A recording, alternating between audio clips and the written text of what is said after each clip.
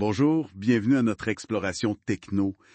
On est pas mal entouré de petits carrés noirs et blancs sur les affiches, puis on paye notre café en tapotant notre téléphone. Ouais. Mais qu'est-ce qui se cache vraiment derrière ces gestes-là, devenus si courants? Aujourd'hui, on regarde ça de plus près. Les codes QR, la NFC, tout ça. On a fouillé dans pas mal de sources, des articles marketing, des guides techniques, pour comprendre comment ça marche, puis ce que ça change pour nous, au fond. Exactement. C'est fascinant parce que on les utilise souvent sans même y penser là. Puis au-delà du scan rapide ou du paiement facile, il y a toute une mécanique derrière puis des choix que les entreprises font. Prenons les codes QR, les fameux Quick Response. On en voit partout maintenant. Ah oui, partout. Puis c'est fou comme l'usage a évolué. Des sources marketing qu'on a vues, ça dit qu'on n'a même plus besoin d'une application spéciale la plupart du temps. Non, c'est ça. Juste l'appareil photo du cell, ça suffit. Pour une compagnie, c'est vendu un outil super polyvalent puis pas cher, non? Absolument. Ça va du paiement sans contact, qui est quand même sécurisé, à transmettre de l'info dans un petit espace comme sur un emballage de produit, tu sais. C'est aussi un moyen bien simple de diriger le monde vers les réseaux sociaux ou même de ramasser des données pour mieux comprendre les clients, là. Ah ouais. Puis l'aspect dynamique, ça c'est clé.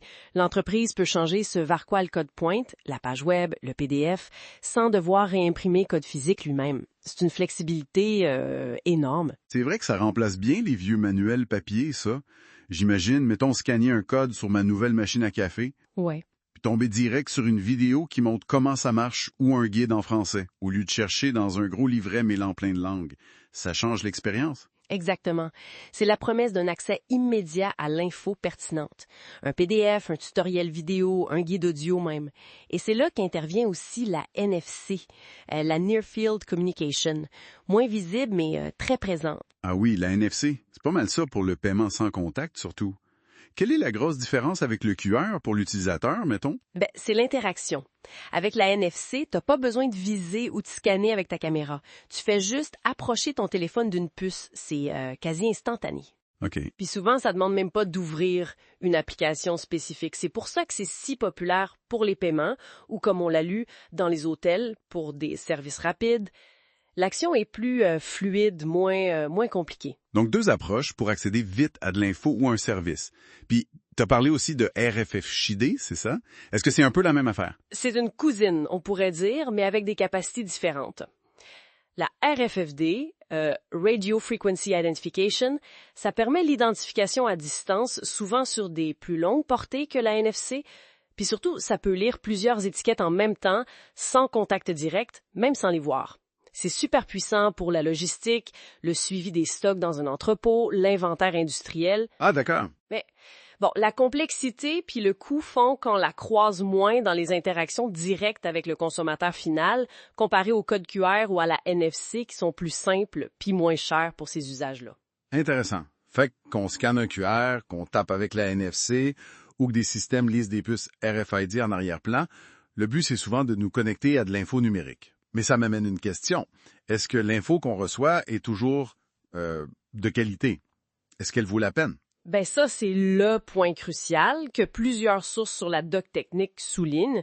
L'outil d'accès, le code QR, la puce NFC, c'est juste la porte d'entrée, là.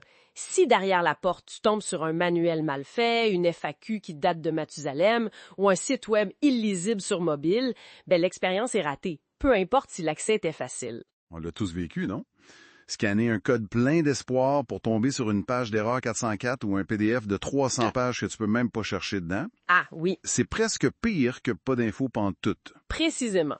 Alors que le passage au numérique, justement, facilité par ces technos, ça offre des possibilités incroyables pour améliorer l'info elle-même.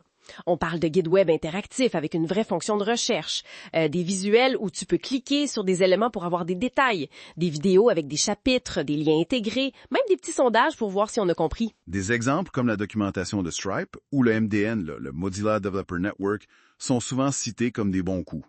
Qu'est-ce qui fait qu'elle marche si bien? Au-delà de la clarté puis de la précision du contenu, c'est leur navigabilité, comment c'est structuré pour l'utilisateur qui cherche une réponse précise, là. Puis le fait qu'elles sont toujours à jour. Elles utilisent vraiment le potentiel du web pour être plus qu'un simple texte mis en ligne.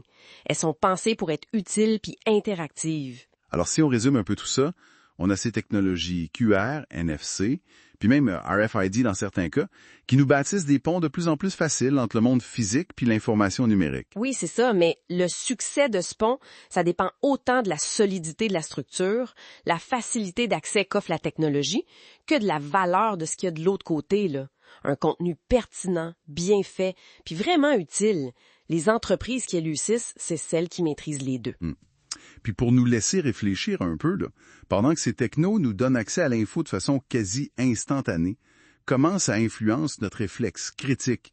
Est-ce qu'on prend encore le temps d'évaluer la fiabilité ou la profondeur de ce qu'on consomme si vite d'un simple scan ou d'un tap?